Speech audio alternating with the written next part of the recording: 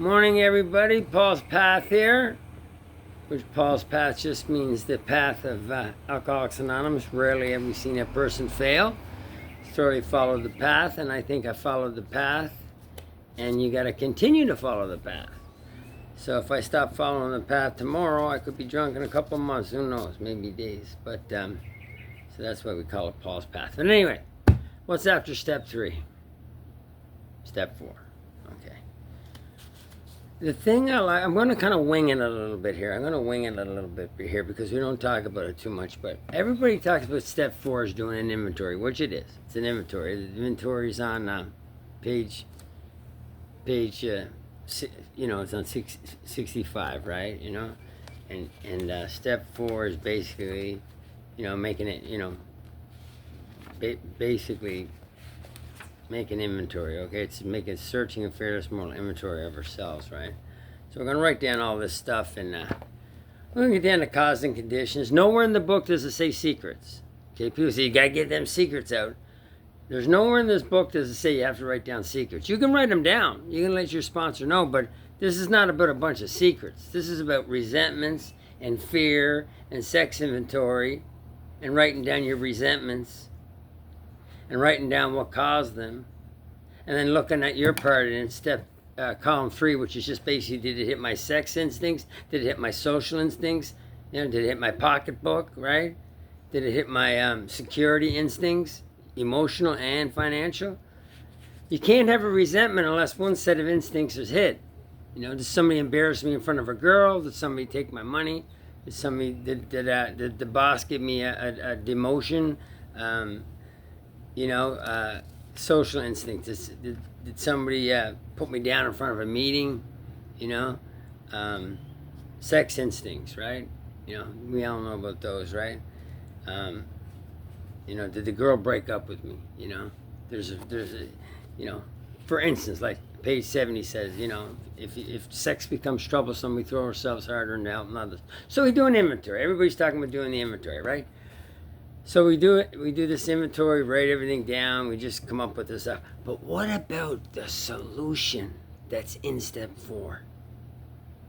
Nobody talks about the solution that's in step 4. I'll give you an example. Step 4, write an inventory, and on our grudge list, we set opposite, each name or injuries, and was it our self-esteem or security or our ambitions, our personal or sex relations which had been interfered with. We were usually as definite as this example, Mr. Brown, blah, blah, blah. You guys know. Page 65. If you don't know, just read it, okay?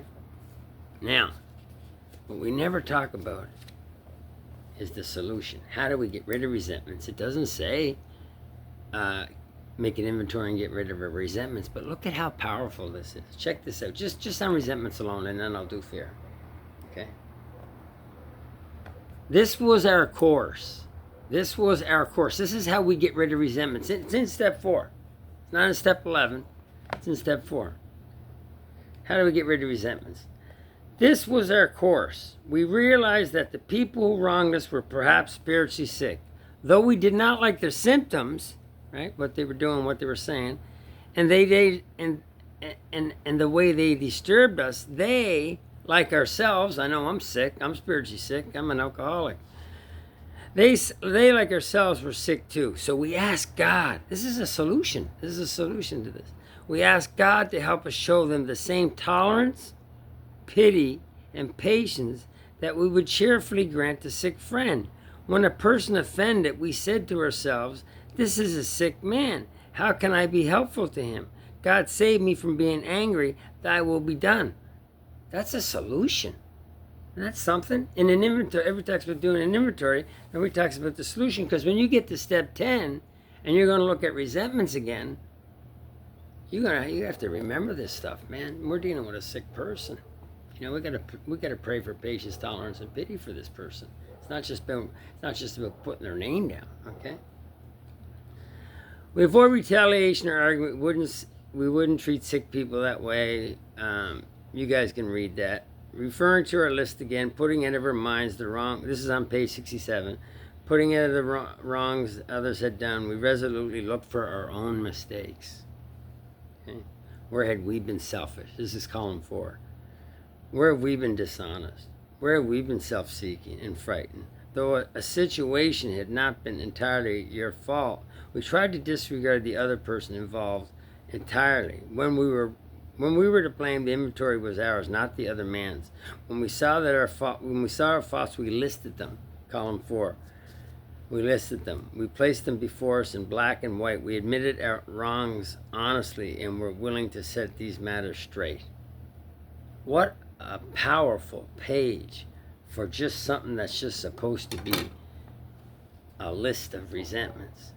It tells you exactly, blow by blow, what to do when somebody offended. This was our course. We realized they're spiritually sick. There's a little prayer in there too. God, tell me the same thing. Same thing with fear. What do we do with fear? Page 68. Perhaps there is a better way. We think so, for we are now on a different basis. The basis of trusting and relying upon God. We trust infinite God rather than our finite self. We are in the world to play the role He assigns, just to the extent that we do as we think we would have Him do and humbly rely on Him, does He enable us to match calamity with serenity. We never apologize to anyone for depending upon our Creator, and you guys can read the rest of that. So when it comes to fear, there's more action. We're going to trust and rely upon God. We're going to play the role that we think He's assigning us. Like not next week, but right now. I can't love somebody next week. I can only love somebody today. Okay, so what is the role that God is assigning me? Okay, just as I do as I think He would have me do. What would God have me be and do? And your fears will start to dissipate. Your fears will start to go away. You know? But an important thing in step 4, which I think one of the more important things, it says somewhere in here, well anyway, it says, it says if our conduct, it says sex conduct, but I say all conduct. It says if our conduct continues to harm others, we are quite sure to drink. These are not theories. These are facts based on ourselves. That's like back in the 30s when the guys had mistresses in the bars and stuff. They went home to their wives and then they got sober, but they held on to their mistresses and they thought they could stay sober, but they got drunk, So, but if our conduct continues to harm others, that could be stealing at work, man. That could be, going off on the wife continuously or whatever. You're sober, but your conduct is continuing to harm others. You're stealing, you're cheating, and you're lying. You're quite sure to drink. So the answers to the inventory we're supposed to write is powerful. It tells you, not only does it say write an inventory, but it tells you exactly how to get rid of resentments and fears and what to do with your bad sex habits, if you will, or your sex inventory. So I think it's pretty powerful. Anytime I'm in step 10 and it says look for selfishness, dishonesty, resentment, and fear, I will go back to these pages. I will go back to 64 to page 70. And I'll look at what this, because sometimes I forget, I got a good memory, but it's short. So I'll go back to those pages and do what it tells me to do. And, say those little step 4 prayers. Remember to rely and trust on God. Remember to play the role He assigns. Remember to do what you think God would have you do, and you'll match calamity with serenity. Your fear, it says at once will outgrow fear. Pretty good stuff, just in an inventory. We missed that. I think a lot of people let's get writing. What about the powerful solution in there? What about that? Man, step 4 is powerful.